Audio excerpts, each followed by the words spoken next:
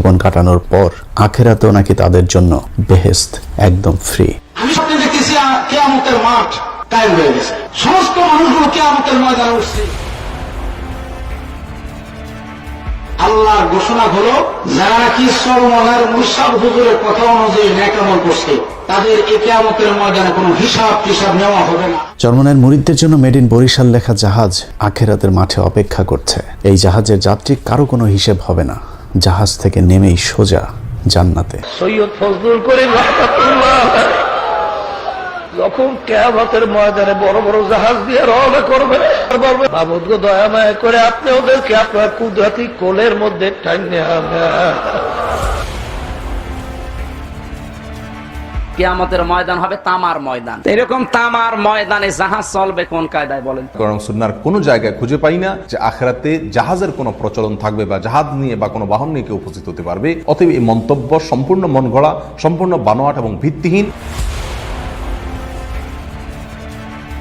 আবার দেখবেন চরমনের বিরুদ্ধে একদল মানুষ জাহাজের উদাহরণ দিয়েছে, জাহাজ বাবা হয়ে গেছে। কত বড় জাহেল, মূর্খতার কত চরমে চলে গেছে। কিয়ামতের দিনের আগে কবরের আযাব মাপ পাবার নিনজার টেকনিকও জানা আছে জাহাজ পীর চরমনায়ের কাছে। নাকি যেন আমাকে সুয়াল করতে না পারে, আমি এমন ভাবে আমার মাওলাকে ডাকবো যেন তারা প্রশ্ন করতে সুযোগ না পায়। মাওলাকে ডাকতে এসে সুযোগ না পায়। আল্লাহ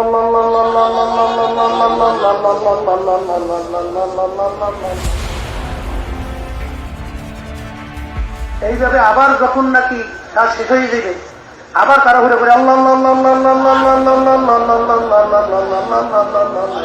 আখিরাতে ফাঁকি দেওয়ার আশায় থাকা চরমনাই ভণ্ড পীর সাহেবের দুনিয়ার জীবনও ধান্দাবাজিতে ভরপুর। মিথ্যা প্রতারণা, অন্যের বউ ভাগিয়ে নেওয়া, জমি দখল থেকে শুরু করে এমন কোনো অপরাধ নেই দুই কথিত পীর আর তার অনুসারীরা করছে না। যারা সারা ওয়ার্ল্ডের মানুষ আজকে শ্রদ্ধা করে ওই লঙ্গি পরা পীর। এসব মূর্খদের দলে ভেড়াতে অবশ্য খুব বেশি জ্ঞান বিদ্যার প্রয়োজন হয়নি। পীর সাহেবের শিক্ষক নিজেই জানিয়েছেন, শিক্ষা জীবনে ফেল করা ছাড়া পাশের কোনো রেকর্ড নেই কথিত এই ভণ্ড পীরদের। পীর সাহেব শহীদ মোল্লা ফজলুল করিম সাহেব দাওরা পাস করেন না। ফজলুল করিম সাহেব দাওরা পাস করেন না, কোনদিন ফাঁসি করে নাই, দৌড়ায়ও না, নিষ্কাতেও না, দাঁড়াইও না, বক্তব্যও না, নিচেও না, উপরেও না। প্রাতিষ্ঠানিক কোনো শিক্ষা ছাড়াই কিছু মূর্খ লোকদেরকে এরা দলে ভেড়াচ্ছে। তাদের বায়াত হন নিয়াত, মুরিদ হন নিয়াত, তারা নিয়াত করেন মুরিদ হয়ে গেলাম, বাকির নাম ফাঁসিয়া। সৈয়দ মোহাম্মদ ফয়জুল করিম খলিফা শাইখুনা মুর্শিদুনা। আজকের অনুষ্ঠানে আপনাদেরকে চরমনায়ের কথিত পীর ও শাহেকের ভণ্ডামির কিছু হাতে নাতে প্রমাণ দেখাবো। সৌদি আরবের মতো রাষ্ট্র বাংলাদেশের মতো একজন আসামিকে রাষ্ট্রীয় মর্যাদা দান করবে, তা চিন্তা করা যায় না। চরমনায় পীর সাহেব একবার সৌদি আরবের 5 স্টার একটি হোটেলে তাওয়াল চুরি করে ধরা পড়েছিলেন। সেই ঘটনায় তিনি গ্রেফতার হয়ে জেলেও গিয়েছিলেন। তাম দুনিয়ায় অন্তত জানে বিশ্বাস সরবরাহ হুজুরে অন্তত চুরি করবে না। ক্যাপ্টেনরা বলছে যে স্বয়ং বাদশার পরিবারের কোন আসামি যদি এই জেলখানায় থাকে, তুমি যে সুবিধা ভোগ করছো সেই সুবিধা তারা ভোগ করতে পারে। সমস্ত মানুষের অফিসারদের আমাকে দেখার সাথে সাথে মনে হয় যেন একটা মায়া মহাব্বত সৃষ্টি হয়েছে।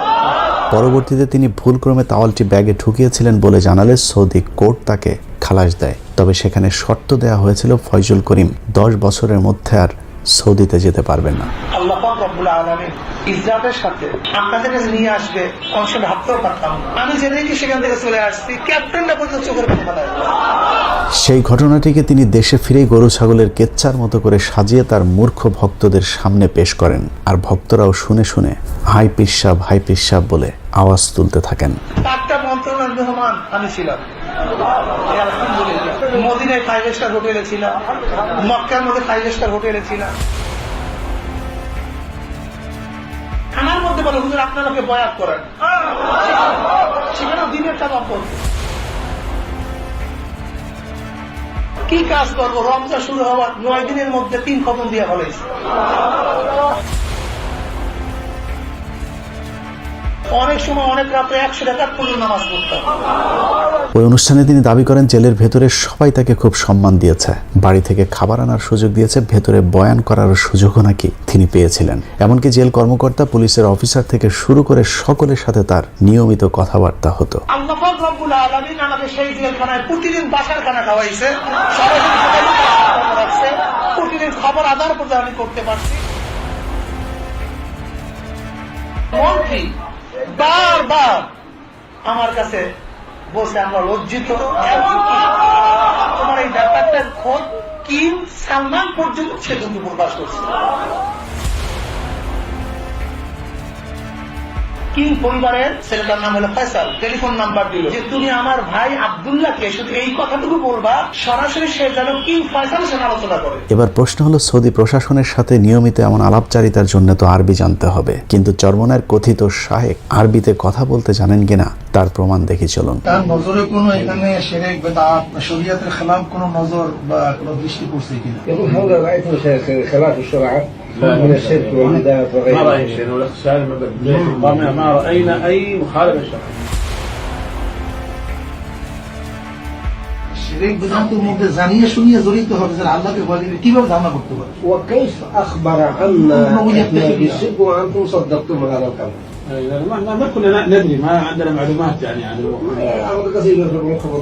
সম্প্রতি একটি ভিডিওতে দেখা যায় চরমনায় পেশ সাহেব একজন আরাবিয়ান লোকের সাথে দোভাষীর সাহায্যে কথা বলছেন। এমনকি খুব ছোট ছোট বাক্য তিনি দোভাষীর সাহায্য ছাড়া বলতে পারছিলেন না। আমরা তো প্রথম স্টেজ নিয়ে আসছি, কিন্তু দ্বিতীয় তৃতীয় স্টেজ নিয়ে তো আমাদের আলোচনা খুবই কম হয়। نحن الآن نناقش الشرك الحقيقي. এখন প্রশ্ন হলো, সৌদি জেলখানার ভেতরে থাকা অবস্থায় তিনি এত আরবি এক্সপার্ট কিভাবে হয়ে গিয়েছিলেন? সৌদি আরব আসবেন, জীবনে কোনদিন পাসপোর্ট আপনার লাগতো না, জীবনে কোনদিন বিমানের টিকিট আপনার লাগতো না, আপনি আজীবন সৌদি আরবের মেহমান বনিয়া গেলেন। এরকম আরো অনেক গাঁজাখুরি গল্প বলে ভক্তদের কাছে আধ্যাত্মিক নেতা সেজেছেন চরমনায়ের ভণ্ড পীর আর ভণ্ড শায়েখ দুজনে। জনাব শেখ মুজিবুর রহমান, তেনার বাবা শেখ লুৎফর রহমান, লুৎফর রহমানের বাবা শেখ আব্দুল হামিদ। কিছুদিন আগে আওয়ামী লীগের চামচামো করতে গিয়ে চরমনায়ের ভণ্ড শায়েখ শেখ মুজিবুর রহমান সম্পর্কে ভুয়া এক পরিচয় তুলে ধরেন, যেখানে তিনি দাবি করেন শেখ মুজিবের পূর্বপুরুষ শেখ আওয়াল 1463 সালে ইরাক থেকে এসেছিলেন এবং শেখ আওয়াল হচ্ছেন হযরত বাইজিদ বুস্তামির শাগরেদ, অর্থাৎ বাইজিদ বুস্তামির সাথে তার সংস্পর্শে যাওয়ার সুযোগ হয়েছে। শেখ আব্দুল আউয়াল যিনি ইরাক থেকে এসেছিলেন, তিনি বাইজিদ বুস্তামি রহমতুল্লাহ আলাইহির একজন শাগরেদ ছিলেন, তেনারই বংশধর। দরবেশ আব্দুল আউয়াল 1463 ঈসাই সালে এই বাংলাদেশে এসেছিলেন। এবার চলুন দেখা যাক কতটা ডাহা মিথ্যা এই তথ্য। উইকিপিডিয়ার তথ্য অনুযায়ী বাইজিদ বুস্তামি মারা যান 874 সালে, আর মজুপীরের বক্তব্য অনুযায়ী তার শাগরেদ বাংলাদেশে আসেন 1463 সালে।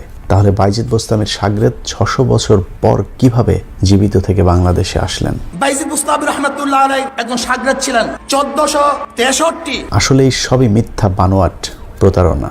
আপনি যদি চরমনায় প্রস্রাবের নিজের বাবা দাদার নাম জিজ্ঞেস করেন, তারপরেও তিনি 3 পুরুষের উপরে যেতে পারবেন না। আর শেখ মুজিবের জন্ম পরিচয় তো এমনিতেই ভেজাল যুক্ত। শেখ সাহেবুত তাশরীরা ধর্ম প্রচারক ছিলেন। আল্লাহ আল্লাহ আল্লাহ আল্লাহ আল্লাহ আল্লাহ। চরমনায়ের মাহফিলগুলোতে যে অসভ্য লাফালাফি চলে তা নিয়েও নিজেদের মতো মন গড়া ব্যাখ্যা দিয়ে যাচ্ছেন চরমনায়ের কথিত আলেমরা। বাস্তবে এসব লাফালাফি শুধুই ভণ্ডামি ছাড়া আর কিছুই না।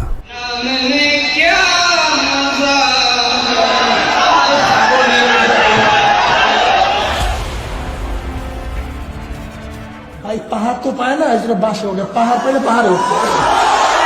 এভাবে কোরআন হাদিসের ভুল ব্যাখ্যা দিয়ে মানুষকে বিভ্রান্ত করে যাচ্ছে এই দুই ভণ্ডপীর, আর তার শাগরেদদের অবস্থাও একই রকম। শায়েখদের বয়ানে অনেক মানুষ গলা কাটা মুরগির মতো ছটফট করেনি। মাওলার নামের জিকির শুনলে তাদের অন্তরে একটা মোহাব্বতের ভাব চলে আসে। জাহান্নামের আযাবের ড্যান যখন ভিতরে ঢুকিয়া যায়, তখন বান্দার শরীরের মধ্যে জ্বালা শুরু হয়ে যায়। চিৎকার চেঁচামেচি করে লাফালাফি করে জিকির করা যাবে? লাফায় কেন চরমনায় উজানি টের পাইছো? যিনি জিকির পরিচালনা করতেছেন ওনার ঘাড়ে ওঠা যাবে। আহাম্মক মূর্খ। ভণ্ডামি করে কোটি কোটি টাকার মালিক হয়ে ভণ্ডদের এখন ক্ষমতা লাভের স্বাদ জেগেছে। একসময় নির্বাচন হারাম ফতোয়া দেয়া এসব ভণ্ডরা এখন নারীদেরকেও ভোটের মাঠে নামিয়েছে ভোটারদেরকে আকৃষ্ট করতে। নগরীর পিতা হবার ধান্দায় বরিশালের অলিগলি চষে বেড়াচ্ছে এসব জাহাজ পীরের মুরিদেরা। ইয়া নবী আল্লাহ, এখন আমরা কি করব? আল্লাহ নবী বলতেন, যা তোরা সবাই শেখ হাসিনার পক্ষ। হাত পাকা পত্রিকার মেয়র প্রার্থী অন্তত চুরি করবে না, ডাকাতি করবে না। সিটি মেয়র নির্বাচন, তারা নির্বাচনে যাচ্ছে, আমরা ধিক্কার জানাই। সম্প্রতি দেশের প্রায় সব ইসলামী দল যখন শেখ হাসিনার অধীনে যে কোনো নির্বাচন বয়কটের ডাক দিয়েছে, তখন চরমোনাই পীর সাহেব ভোটচোর সরকারের বৈধতা দিতে তাদের পাশে গিয়ে দাঁড়িয়েছে। যার কোনো বিকল্প নাই, শেখ চরমোনাই, বরিশালের মেয়র চাই, শেখ চরমোনাই। আমাদের সূত্র জানিয়েছে, বরিশাল সিটি কর্পোরেশন নির্বাচনে ফয়জুল করিমকে আগে থেকে নির্বাচনে জয়ের ব্যাপারে আশ্বাস দেওয়া হয়েছে, যে কারণে তাদের দলের কেন্দ্রীয় সর্বোচ্চ নেতা হবার পরেও তিনি সিটি কর্পোরেশনে মেয়র পদে প্রতিদ্বন্দ্বিতা করছেন। আপনি যদি হাত পাখা পত্রিকায় ভোট দেন, তাহলে ভোটটা পাবে আল্লাহর নবী। হাত পাখার বিকল্পে ভোট দেওয়া কবিরা গুনাহ, কবিরা গুনাহ।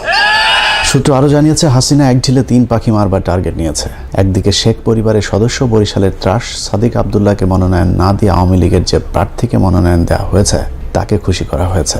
স্থানীয় আওয়ামী লীগ মনে করছে শেখ হাসিনা যোগ্যতার প্রশ্নে নিজের পরিবারের মানুষকেও ছাড় দেন না।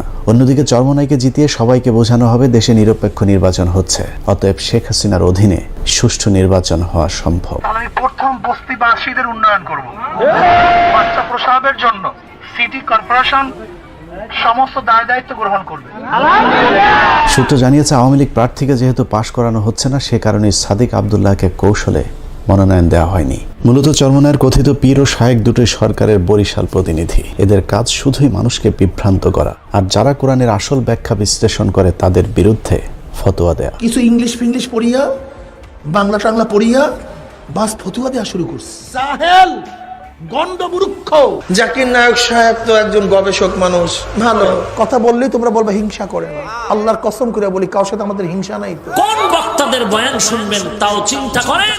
বর্তমান পৃথিবীর সর্বশ্রেষ্ঠ আলেম ডক্টর জাকির নায়কের বিরুদ্ধেও এই চরমোনাইয়ের ভণ্ডরাই বিভ্রান্তি ছড়ায়। জাকির নায়ক সাহেব কাজ বাদ দিয়া ওয়াকাজের মধ্যে যখন লিপ্ত হয়ে গেছে, তখন ধিক্কারে পাত্র হয়ে গেছে।